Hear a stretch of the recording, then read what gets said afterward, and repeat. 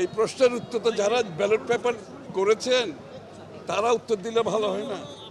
আমার তো মনে হয় এই কথার উত্তর তারা ভালো দিতে পারবে যারা ব্যালট পেপার ছাপিয়েছে।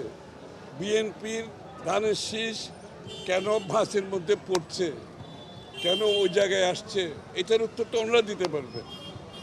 আমি আশা করছি শুধু উত্তর নয়, এটার ওনারা একটা প্রতিকারও করবে, যাতে করে নির্বাচন নিয়ে কোনো প্রশ্ন না আসে।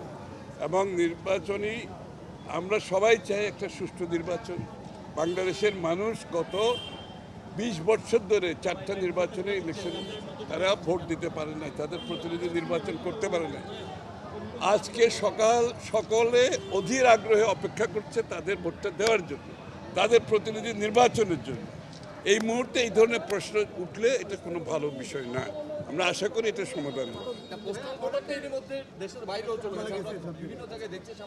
আমি তো বলছি এটার সুষ্ঠু সমাধান নির্বাচন কমিশনকে দিতে হবে, যাতে করে এটা নিয়ে কোনো প্রশ্ন না ওঠে আগামীতে।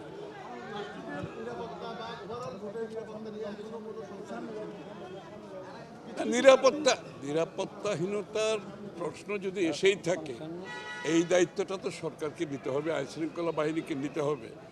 আমাদের পক্ষে সহযোগিতা চাইলে আমরা সহযোগিতা করব, কারণ আমি তো আবারও বলছি, বাংলাদেশের মানুষ চায় একটি সুষ্ঠু নির্বাচনের মাধ্যমে একটি নির্বাচিত সংসদ, একটি নির্বাচিত সরকার যারা জনগণের কাছে দায়বদ্ধ থাকবে।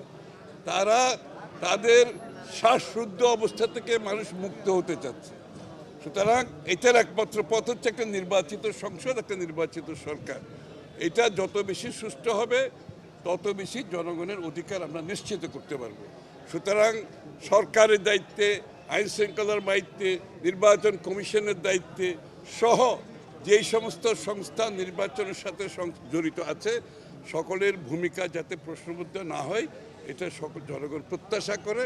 আমি আশা করি তাদের ভুলভ্রান্তি থাকলে তারা সেটা এখন সামনে নেবে। বুঝতে পেরেছি আমি এইটা নিয়ে, আমি এই জন্যই তো বললাম, এইটা যাতে প্রশ্নবিদ্ধ না হয়, নির্বাচন কমিশন এটার একটা সুরাহা করে জনগণের সামনে তুলে ধরতে হবে। এটার মধ্যে একটা স্বচ্ছতা থাকতে হবে, পুরো নির্বাচন ব্যবস্থায় স্বচ্ছতা থাকতে হবে। যে প্রশ্নটা উঠেছেন এটার প্রতিকার উত্তর জনগণের সামনে নির্বাচন কমিশন তুলে ধরবে, আমি বিশ্বাস করি। এর মধ্যে আপনারা কোনো আসলে বিতর্ক দেখেন কিনা বা আমি তো বলছি, বিতর্ক না থাকলে তো আপনি আমাকে প্রশ্ন করতেন না। বিতর্ক আছে বলে তো আপনি আমাকে প্রশ্ন করতেন।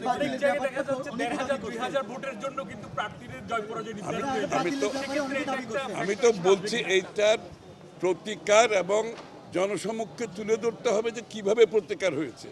এটা স্বচ্ছতা নিয়ে যাতে ভবিষ্যতে কোনো প্রশ্ন না উঠে, এখনো সময় আছে, নির্বাচন কমিশন সেই ব্যবস্থা করতে পারবে।